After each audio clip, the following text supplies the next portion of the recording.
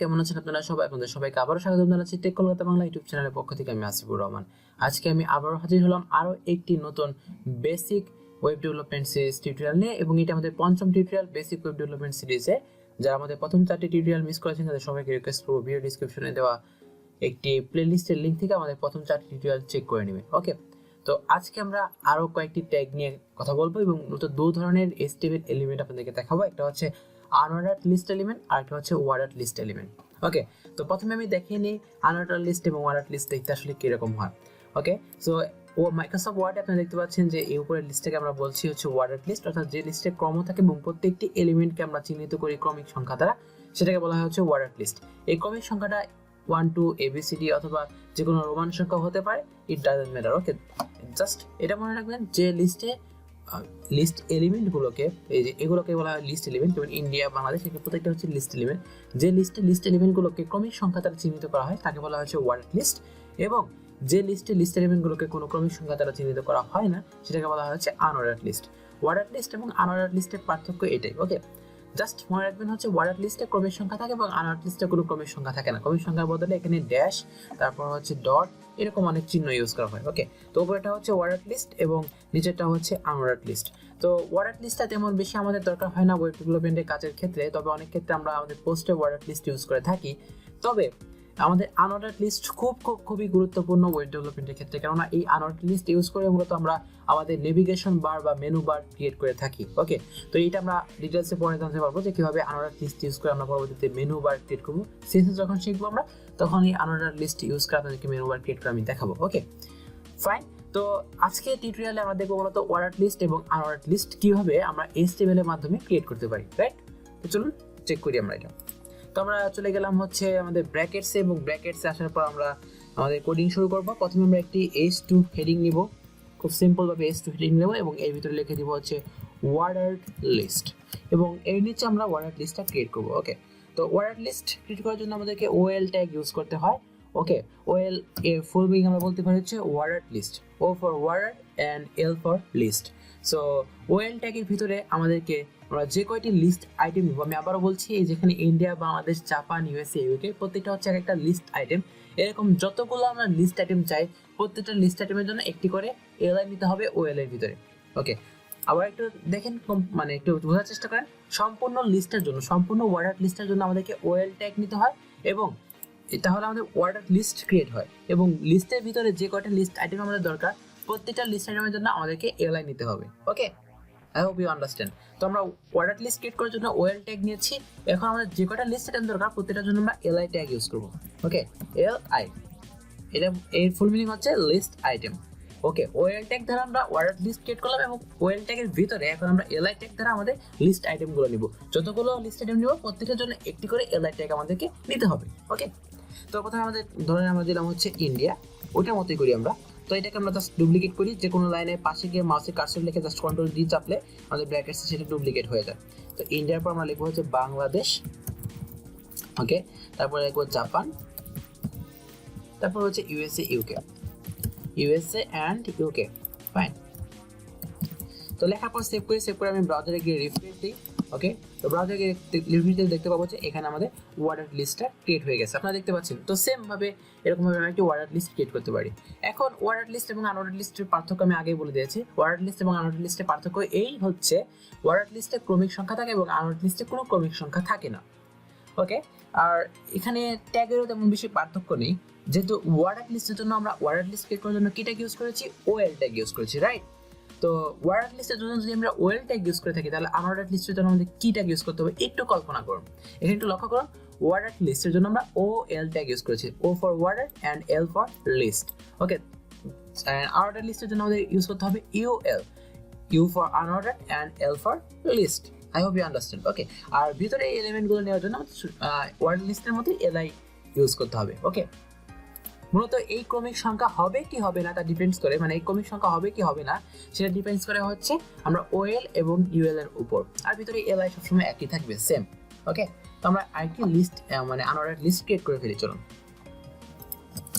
তো unordered list create করার জন্য আমরা আরেকটি H2 ট্যাগ নিলাম, এবং এর ভিতরে লিখে দিলাম হচ্ছে আমরা আনঅর্ডার্ড লিস্ট। ওকে, অ্যান্ড তারপর হচ্ছে আমরা এর ভিতরে ও ইউএল দিয়ে আনঅর্ডার্ড লিস্টটা শুরু করলাম। ওকে, কোনো ডিফারেন্স নাই। এখন এর ভিতরে আমরা এই 5টি লিস্ট আইটেমকে কপি পেস্ট করে দিতে পারি, তাহলে হয়ে যাবে। জাস্ট পার্থক্যটা হচ্ছে অর্ডার লিস্টে আমাদের ওএল ট্যাগ ইউজ করতে হয় এবং আনঅর্ডার লিস্টে আমাদের ইউএল ট্যাগ ইউজ করতে হয়। That's it. এখন আমরা ব্রাউজারে গিয়ে রিফ্রেশ দিলে দেখতে পাবো যে অর্ডার লিস্টের নিচে একটি আনঅর্ডার লিস্ট ক্রিয়েট হয়ে গেছে, দেখতে পাচ্ছেন? That's very simple. এবং এই আনঅর্ডার লিস্টকে মূলত আমাদের পরবর্তীতে আমরা সিএসএস ইউজ করার মাধ্যমে একেই মূলত আমরা নেভিগেশন বার অথবা মেনু বারে রূপান্তর করি। এটা আমরা পরবর্তীতে দেখবো। তো ছোট টিউটোরিয়ালের মাধ্যমে আমরা আপনাদেরকে এটা শিখিয়ে দিলাম। জাস্ট এখন আমি আরেকটা বিষয় দেখাবো। যদি এটা লিস্টের জন্য হতো, মানে আমি তো আগেই বলেছি যে ওয়ার্ডার লিস্টে তেমন কোনো কাজ নাই, তবে আনঅর্ডার লিস্টে অনেক কাজ আছে। ধরুন এই আনঅর্ডার লিস্ট ইউজ করে আমরা মেনু ক্রিয়েট করতে চাই, সেক্ষেত্রে আমরা এই আনঅর্ডার লিস্টটি কীভাবে ইউজ করতাম বা কীভাবে লিখতাম HTML, সেটা আমি আপনাদেরকে দেখাবো। ওকে, তো আমি আরেকটা ট্যাগ নিই এখানে, S2 ট্যাগই নিই আরেকটা, এবং সেটার মধ্যে আমি সেটার মধ্যে আমি লিখে দিই হচ্ছে আমাদের মেনু বার, মেনু। ওকে, মেনু আইটেম লিখে দিলাম আমরা, তাহলেই হবে। এখন আমরা এর নিচে একটি আনঅর্ডার লিস্ট নিব। তো আমি আগে বলেছি মেনু ক্রিয়েট করা হচ্ছে আনঅর্ডার লিস্টে, তো আমরা আনঅর্ডার লিস্টের জন্য ইউএল ট্যাগ নিলাম। ওকে, এখন আপনারা সবাই জানেন কোন একটা ওয়েবসাইটের মেনুগুলো সবসময় ক্লিকেবল হয়। দেখেন এখানে আমাদের যদি টেক কলকাতা বাংলা ইউটিউব চ্যানেলে ইউটিউবের যে মেনু বারগুলো আছে সেগুলো দেখি আমরা, যেমন এখানে রয়েছে home, video, playlist, channel, discussion and about. Okay, so এই যে প্রত্যেকটা হচ্ছে লিস্ট আইটেম, এবং যেহেতু এটা একটা মেনু, প্রত্যেকটা লিস্ট আইটেম হচ্ছে ক্লিকেবল, অর্থাৎ আমরা ক্লিক করতে পারি, তাই না? ওকে, তো আপনারা মনে রাখবেন এটা সম্পূর্ণটা, মানে এই মেনু সম্পূর্ণটা হচ্ছে একটা আনঅর্ডার্ড লিস্ট। হোম থেকে শুরু করে অ্যাবাউট পর্যন্ত আরও যদি কিছু থাকতো সেটা সম্পূর্ণটা হচ্ছে আনঅর্ডার্ড লিস্ট, এবং প্রত্যেকটা এলিমেন্ট হচ্ছে লিস্ট আইটেম, এবং এই সবগুলো হচ্ছে ক্লিকেবল। ওকে, তো এই আনঅর্ডার্ড লিস্টের ভিতরে এলিমেন্টগুলো, মানে প্রত্যেকটি লিস্ট আইটেম যদি আমরা ক্লিকেবল করতে চাই, তাহলে আমাদের কি করতে হবে? লিঙ্ক করতে হবে। আমরা লিঙ্ক করা আগে শিখেছি। ওকে, তো জাস্ট আমরা যা করবো সেটা হচ্ছে কি আনঅর্ডার্ড লিস্ট ক্রিয়েট করব, এবং তার ভিতরে লিস্ট আইটেম নিব, আমাদের যে কটা লিস্ট আইটেম দরকার এলআই ট্যাগ দিয়ে। ওকে, আমরা ইউএল ট্যাগ দিয়ে হচ্ছে আনঅর্ডার্ড লিস্ট ক্রিয়েট করবো, এবং যে কটা আমাদের লিস্ট এলিমেন্ট দরকার সেটার জন্য আমরা প্রত্যেকটি এলআই ট্যাগ নিব, এবং প্রত্যেকটা এলআই ট্যাগকে আমরা এলআই ট্যাগের ভিতরে যে লেখাটা থাকবে সেটাকে আমরা লিঙ্ক করে দেবো, যেহেতু এটা ক্লিকেবল হবে। এলআই ট্যাগ তো মূলত এটা, তাই না? হোম তো এলআই ট্যাগ, এবং এলআই ট্যাগের ভিতরে লেখাটা হচ্ছে হোম। এই হোমকে যদি আমরা ক্লিকেবল করি তাহলে এলআই ট্যাগটা ক্লিকেবল হবে, এটাই। তো আমরা দেখাই আপনাদের কিভাবে করতে হয় বিষয়টা। ওকে, তো আমরা ইউএল দিয়ে আনঅর্ডার্ড লিস্ট নিলাম। এখন আমরা ভিতরে লিস্ট আইটেমগুলোর জন্য এলআই নিব, তাই না? তো এলআই নেওয়ার পর ধরুন আমরা লিখলাম হচ্ছে এখানে হোম। তো এই হোম লেখাটা মূলত ক্লিকেবল হবে, রাইট? তো এই হোমটাকে আমাদের অ্যাঙ্কর ট্যাগ দিয়ে মুড়ে দিতে হবে।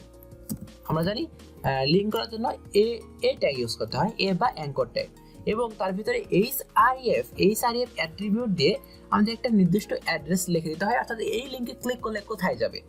এবং যখন আমরা কোনো একটি ওয়েবসাইটে আরও মেনু ক্রিয়েট করি, প্রথমে আমরা শুরুতে যা করি সেটা হচ্ছে এটাকে আমরা ডেড লিঙ্ক করে রাখি। আর ডেড লিঙ্ক করার নিয়ম হচ্ছে যে কোনো লিঙ্ককে এইচআরএফ এর ভিতরে কোটেশনের ভিতরে যদি আমরা হ্যাশ চিহ্ন দিয়ে দিই তাহলে সেটা লিঙ্ক হবে, তবে সেটা ডেড লিঙ্ক হবে, অর্থাৎ ক্লিক করলে কোথাও যাবে না।